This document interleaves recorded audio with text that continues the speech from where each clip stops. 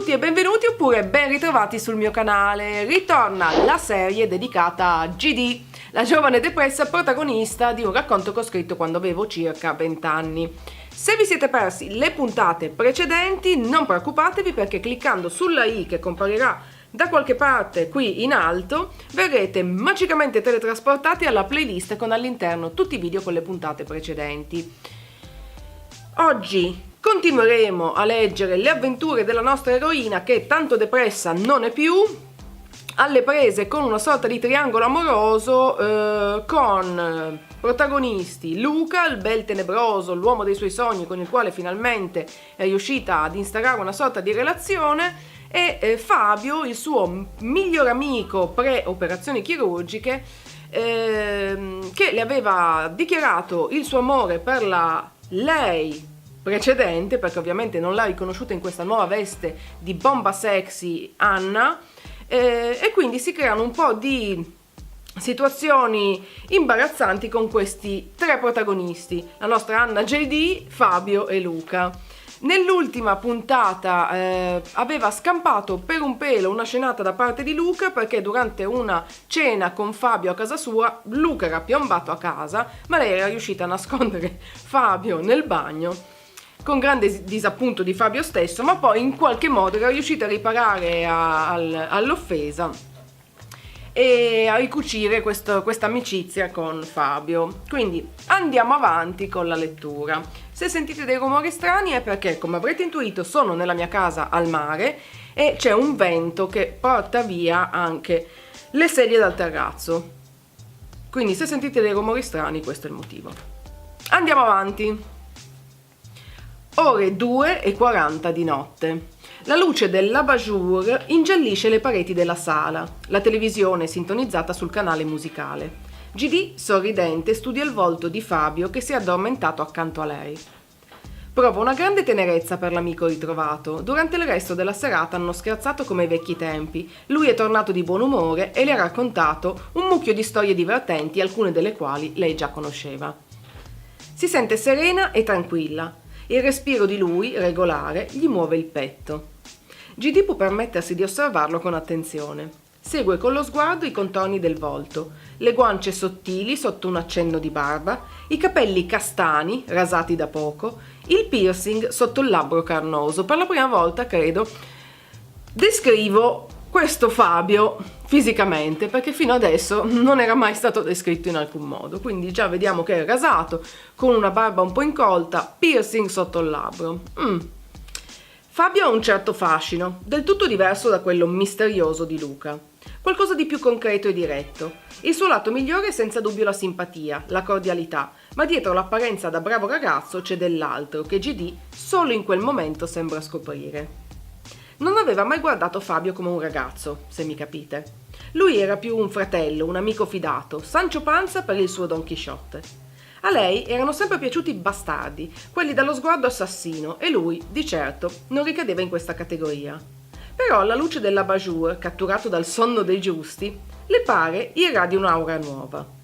Per un istante pensa che se lui potesse innamorarsi di Anna, forse dimenticherebbe GD, che magari Anna è la ragazza giusta per Fabio, è più serena, sicura e socievole. Mentre si perde in questi pensieri, ancora con gli occhi sul volto sottile di Fabio, lui si sveglia. Solleva le palpebre con estrema calma, come se il movimento fosse studiato a tavolino. L'azzurro delle pupille torna alla luce, attenzione quindi ha anche gli occhi azzurri. Sorride, poi con voce roca. Scusa, devo essermi addormentato, sono un vero cafone. GD ha la stessa espressione della mammina della famiglia del Mulino Bianco. Figurati, mi piaceva stare a guardarti, sembravi così tranquillo. Deve essere tutta la pasta che ho mangiato. Lo prendo come un complimento. Voleva esserlo. Forse dovrei andare a casa. Se vuoi puoi fermarti qui. La frase le è uscita spontanea. Era già capitato in altre situazioni che lui si fermasse. Situazioni che immagino fossero relative alla vecchia GD, non alla nuova Anna. Fabio la guarda con una strana espressione, un misto di malizia e tenerezza. Uno sguardo nuovo, diretto, che con la vecchia GD non aveva mai utilizzato. Voglio dire, dopo tutto quello che ti ho fatto passare questa sera mi sembra il minimo, sorrise imbarazzato. Non vorrei crearti altri problemi. Parlando si avvicina. I suoi occhi chiari sono fissi in quelli di GD.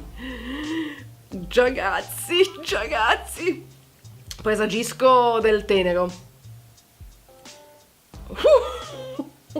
Scusate, rileggo l'ultima frase perché l'aggancio è niente male. Non vorrei crearti altri problemi. Parlando si avvicina. I suoi occhi chiari sono fissi in quelli di GD. Potrei anche volere dei problemi. Ha parlato senza pensare, leggermente spaesata dallo sguardo. Fabio sorride e si avvicina ancora. Restano immobili qualche minuto, come se ognuno leggesse negli occhi dell'altro le più nascoste verità. Poi è GD a passare il palmo della mano sul collo di Fabio, tirandolo a sé per baciarlo. L'azione le viene spontanea, come se quella fosse una cosa che avrebbe sempre voluto fare. Quando le loro bocche si separano, entrambi si lasciano sfuggire un sorriso a metà tra il compiaciuto e l'imbarazzato. Poi Fabio la trae a sé con sicurezza e comincia a baciarle il collo. Hot. La sensazione è estremamente piacevole. Per la prima volta si sente al sicuro tra le braccia di qualcuno. Senza dubbi o paure. Chiude gli occhi e lentamente si lascia trasportare mentre le mani di lui scorrono sotto il maglione. Ragazzi, è successo l'irreparabile. Ce lo aspettavamo un po' tutti, non ricordavo quando sarebbe accaduto, ma sapevo che sarebbe accaduto. Andiamo avanti. È mattina, forse le 11. La vista è ancora appannata per riuscire a distinguere le lancette dell'orologio. Nel letto sfatto GD si sveglia indossando la maglietta di Fabio, quella col logo di un famoso gruppo al centro. È sola nella stanza. Vagamente confusa si mette a sedere discostando le lenzuola. Osserva la sua faccia semi-addormentata nello specchio che si ritrova davanti. Istintivamente allunga una mano e prende la spazzola dal comodino. Si pettina come in trance, provando un sottile piacere alla sensazione dei nodi che si sciolgono. Poi con un elastico stringe i capelli districati in una coda tirata, come suo solito. D'improvviso prende coscienza della situazione. Si ricorda di Fabio che risulta scomparso. Con uno scatto si mette in verticale e con l'andatura di un destriero medievale dalla criniera perfettamente strigliata si dirige verso la sala. Aprendo la porta la luce del giorno la abbaglia, mentre un aroma di caffè seduce le sue narici. Dopo un breve effetto di solvenza mette a fuoco Fabio alle prese con un vassoio su cui riposano 2 tazze fumanti. Tenerotto. Indossa solo un asciugamano stretto in vite e GD resta per un secondo immobile, ammirata dalla visione. Il mite Fabio presenta un fisico insospettabile. Le spalle e il petto coperti da un buon numero di tatuaggi, il più intrigante dei quali fa bella mostra di sé sopra gli addominali scolpiti, il suo nome in caratteri gotici perfettamente disposti a semicerchio. La sera prima era successo tutto senza che lei avesse avuto il tempo di realizzare, ma ora lo vede con occhi totalmente diversi, ovviamente. Insultandosi mentalmente per non aver mai capito cosa si stava perdendo. Fabio si avvicina sorridente e depone il vassoio sul tavolino della sala. Ma come, ti sei già alzata? E io che volevo farti una sorpresa. Vabbè, vorrei dire che lo berremo qui il caffè. Le fa cenno di sedersi accanto a lui sul divano. GD si avvicina, ancora scioccata dalla visione. Mi sono fatto una doccia, spero non ti dispiaccia. E le porge la tazzina. Hai fatto bene? Ecco che comincia a balbettare. Lui sorride divertito. Cosa c'è, non mi immaginavi così? Eppure avresti dovuto intuirlo questa notte. Ammicca. Imbarazzo. E che in tutto questo tempo non avevo mai pensato. Pausa. Tutto questo tempo, ci conosciamo da un mese scarso. Sì, voglio dire, non mi ero accorta. Vabbè, lasciamo perdere. Ride imbarazzata. Squillo di telefono. Oh signore. GD allunga la mano e risponde. Fabio sorseggia il caffè. Pronto? Ciao, sono Luca. Come sta la mia studiosa? Ti sei ripresa dopo ieri sera? Panico. Perché? Quando sono passato da te mi sembravi leggermente sotto stress.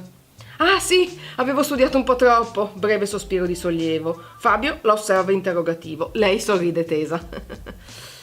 Che fai a pranzo? Non saprei. Continua a guardare Fabio che si alza per riportare le tazze in cucina. Ci vediamo? Giulio ha scoperto un ristorante vegetariano molto carino. Non lo so, devo finire un libro entro questa sera, accampa come scusa. Ma come? Mi dai buca 2 giorni di seguito? Ti devo ricordare che ieri c'era quel film russo e non ci sono andato per vederlo con te? Che palle! Hai ragione, ma gli esami sono esami, mi sono appena trasferita, se sbaglio il primo non inizio molto bene. Spazientito. Come vuoi. Allora passo questa sera, ciao. Non le dà il tempo di replicare e GD rimane con una cornetta tubante tra le mani.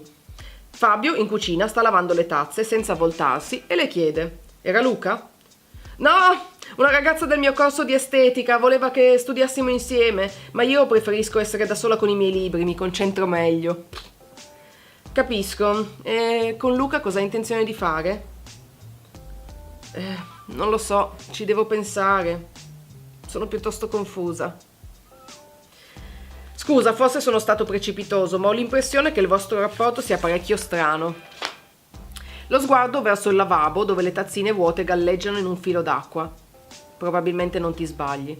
È difficile da spiegare, e poi non è che abbia così voglia di pensare a Luca ora. Dirige le pupille in quelle di lui, appoggiandogli una mano sul petto nudo, seguendo con l'indice il geroglifico di un tatuaggio.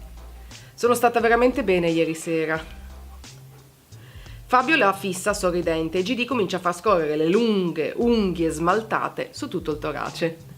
Con le mani ancora bagnate lui la solleva mettendola a sedere sul tavolo e poi la bacia. Quando Fabio se ne va, GD prende la stoica decisione di lasciare Luca la sera stessa. È proprio in un impeto d'arrapamento. Si sente stranamente determinata. In fondo Fabio è la persona giusta per lei, la fa sentire a suo agio, la diverte. In più, la scoperta di quel fisico inimmaginabile gioca decisamente a suo favore. Non so se fermarmi o andare avanti. Leggiamo ancora un pezzettino. È ancora convinta quando alle 8 il suo citofono gracchia felice. Senza guardare il monitor fa scattare il tiro e aspetta sulla soglia. Luca appare più bello che mai, con il suo solito sorriso ammagliante e la bacia a lungo, ancora sulla porta. La sua convinzione comincia a vacillare. Non è mai stata un tipo molto deciso. Mi sei mancata. 3 semplici parole. Si leva il cappotto e ricomincia a baciarla. 40 secondi e sono stesi sul letto. La sua convinzione è decisamente defunta. Ok, fermiamoci qui. Ce n'è ancora per qualche puntata. Una, forse 2. Direi una o forse 2. In ogni caso, per quest'oggi ci fermiamo qui. La nostra bella Anna / GD questa volta è davvero in seria difficoltà, perché se prima il triangolo amoroso era solo accennato, adesso diventa a tutti gli effetti un triangolo amoroso. Cosa farà? Chi sceglierà? Io una mezza idea ce l'ho, non so se ce l'avete anche voi. Fatemi sapere nei commenti chi pensate che lei sceglierà, come potrebbe finire questa telenovela de noi altri, ma soprattutto fatemi sapere qual è il vostro personaggio preferito tra il bel tenebroso Luca e il fisicato, inaspettatamente fisicato e decisamente divertente Fabio. Chi ti fate? Team Fabio, Team Luca? Insomma, lasciatemi queste informazioni nei commenti, sono proprio curiosa di sapere cosa ne pensate.